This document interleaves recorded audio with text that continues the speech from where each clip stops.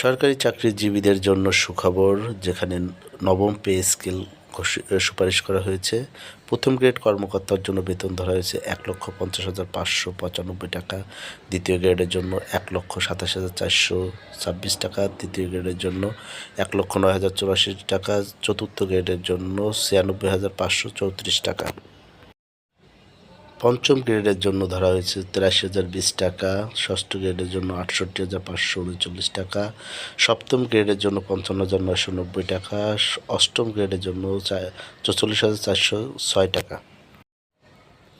নবম গ্রেড ৪২,৪৭৫ টাকা, দশম গ্রেড ৩০,৮৯১ টাকা, ১১ গ্রেড